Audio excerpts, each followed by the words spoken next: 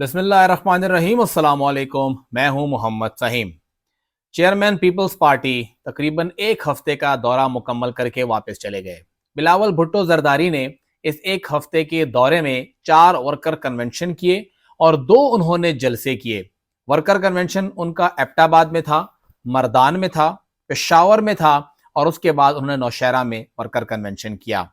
2 جلسے جو انہوں نے کیے، ایک انہوں نے دیر میں کیا اور ایک انہوں نے چترال میں کیا، لیکن ان سب میں جو سب سے بہترین شو رہا وہ چترال کا رہا۔ بلا شبہ چترال میں بہت بڑی تعداد میں لوگ نکلے اور بلاول بھٹو زرداری کو انہوں نے سنا۔ بلاول بھٹو زرداری پشاور خیبر پختونخوا کے دورے پر جب آئے تو انہیں 2 بڑے سرپرائزز ملے۔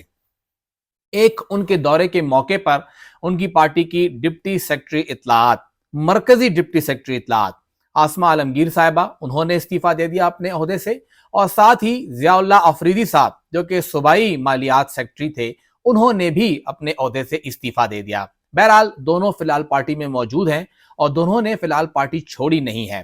ساتھ ہی اگر دیکھا جائے تو اس وقت خیبر پختونخوا میں پیپلز پارٹی مختلف دھڑوں میں تقسیم ہو چکی ہے۔ ان کو اکٹھا کرنے میں کوئی خاص بلاول کی دلچسپی نظر نہیں آئی۔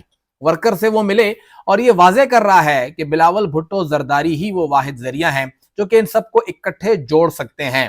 بلاول کو سننے کے لیے لوگ آئے، بلاول کی بات لوگوں نے سنی، بلاول کے قریب جانے کی لوگوں نے کوشش کی۔ کچھ سیکیورٹی مسئلے تھے، اس لیے بلاول سب سے مل تو نہ سکے، تھوڑا بہت انہوں نے جا کے گلی کوچوں میں، راستوں میں لوگوں سے ملاقاتیں کی، لیاقت شاہ صاحب کے گھر گئے، وہاں پر انہوں نے دعا کی، لیکن ساتھ ہی ایک گیپ نظر آیا بلاول بھٹو زرداری اور عام ورکر کے درمیان، اور پیپلز پارٹی حق بجانب ہے کہ انہیں خطرہ ہے۔ بلاول بھٹو زرداری کو خطرات لاحق ہیں اور ان کی سیکیورٹی کا مسئلہ ہے، اسی لیے وہ گیپ رکھ رہے تھے۔ لیکن کچھ ناراض رہنما جو کہ پیپلز پارٹی کے تھے وہ ہمیں اس پورے کے پورے سیناریو میں غائب نظر آئے۔ نہ تو بلاول نے انہیں بلایا، نہ بلاول ان کے پاس گئے۔ گو کہ بتایا یہ جا رہا تھا کہ جو سابق صدور، سابق وزراء پیپلز پارٹی کے رہے ہیں یا سابق عہدیداران رہے ہیں یا ان کے نظریاتی رہنما ہیں، ان کو بلاول راضی کرنے کے لیے ضرور جائیں گے، لیکن ایسا کچھ عملی طور پہ نظر نہیں آیا۔ بلاول بھٹو زرداری آئے، انہوں نے ان تقاریب میں حصہ لیا، تقریریں کی اور اس کے بعد واپس چلے گئے۔ بلاول کا یہ مقصد یہاں آنے کا تھا کیا؟ پہلی چیز جو نظر آ رہا ہے وہ یہ تھا کہ بلاول کو ایک پلیٹ فارم چاہیے تھا جہاں پر وہ اپنے دل کی بھڑاس نکال سکیں، جہاں پہ وہ میاں نواز شریف صاحب پہ، مولانا فضل الرحمان صاحب پہ اور حتیٰ کہ اپنے والد پہ تنقید کر سکیں۔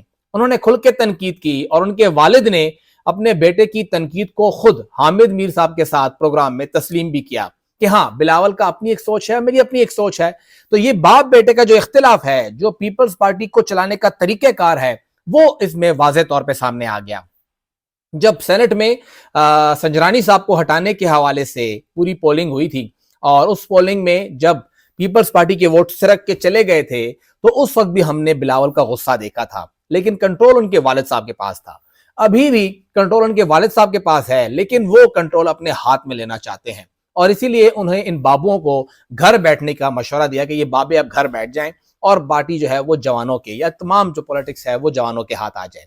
ساتھ ہی انہوں نے میاں نواز شریف صاحب پر بھی کھل کے تنقید کی اور لاڈلا انہیں کہہ دیا گیا اور واضح طور پہ کہا کہ اس کو کوئی مانے گا نہیں جو طریقہ کار ان کا ہوگا، اور ان کا جو تنقید کا طریقہ کار تھا انہوں نے مولانا فضل الرحمان صاحب کو بھی نہیں بخشا، ان پر بھی انہوں نے تنقید کی، اور ساتھ ہی پی ٹی آئی تو ان کے نشانے پر تھی ہی، لیکن پی ٹی آئی ان سب میں بہت پیچھے تھی، مین فوکس ان کا نواز شریف صاحب کے اوپر تھا۔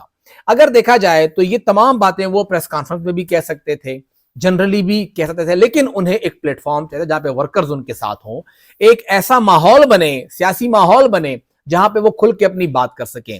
تو بلاول بھٹو زرداری کا دورہ اس حوالے سے کامیاب تھا کہ انہیں ورکرز بھی ملے، انہیں پلیٹ فارم بھی ملا، انہیں میڈیا کوریج بھی ملی، اور ان کی تنقید بھی متعلقہ کان تک پہنچی جس کان تک وہ پہنچانا چاہتے تھے۔ اس کا اثر کتنا ہوگا، اس کا ریئیکشن کتنا آئے گا، وہ تو وقت ہی بتائے گا، لیکن اس وقت دیکھا جائے تو پیپلز پارٹی خیبر پختونخوا کو فوکس نہیں کر رہی ہے، وہ صرف یہ فوکس کر رہی ہے کہ کیسے وہ سندھ کو بچا لے، कैसे वो थोड़ी बहुत सीटें पंजाब से और हल्की फुल्की फिर बाकी इलाके से जीत ले। इस बार सिर्फ और सिर्फ फोकस जो है वो तनकीद है। साथ ही अगर देखा जाए तो बिलावल भुट्टो जरदारी ने जहां पर अपनी पार्टी के जो तितर बितर हो चुकी है उसको इकट्ठा करने की कोशिश ही नहीं की, वहां पे उन्होंने ये भी वाजे करने की कोशिश नहीं की कि आखिर उनका खैबर पख्तूनख्वा के लिए क्या प्लान है। उन्होंने वर्कर्स को तो ये कहा कि आप हमें वोट दीजिए, आप हम पे एतमाद कीजिए, हम आपको यहां पे बिल्कुल भी नाउम्मीद नहीं करेंगे, लेकिन किस बुनियाद पे आपको वोट दिया जाए। ना तो कोई उनके पास प्लान था, ना उन्होंने यहां पे कोई रास्ता बताया, ना उन्होंने खैबर पख्तूनख्वा की दहशतगर्दी को खत्म करने का तरीका बताया, ना उन्होंने खैबर पख्तूनख्वा की तरक्की की बात की, और ना ही उन्होंने खैबर पख्तूनख्वा के हकूक पर, खैबर पख्तूनख्वा के जो इख्तियार है उसकी बात की। ये तमाम चीजें उन्होंने स्किप कर दी। खैबर पख्तूनख्वा के हर इलाके के अंदर हालात मुख्तलिफ हैं और बताया जा रहा है कि बिलावल भुट्टो जरदारी अब दोबारा आएंगे। ये तो सिर्फ एक थोड़ा बहुत मोबिलाइजेशन कैंपेन थी कि थोड़ा बहुत वो वर्कर के साथ मिल जाएं, मिल बैठकर बात हो जाए। बिलावल भुट्टो जरदारी ने कुछ दिल की बातें कर दी, कुछ उनकी दिल की बातें सुन ली, और इसके बाद अब वो अमली तौर पे अपनी जो इलेक्शन कैंपेन है वो शुरू करेंगे। लेकिन खैबर पख्तूनख्वा में उनके आने से पार्टी को फायदा हुआ नहीं है।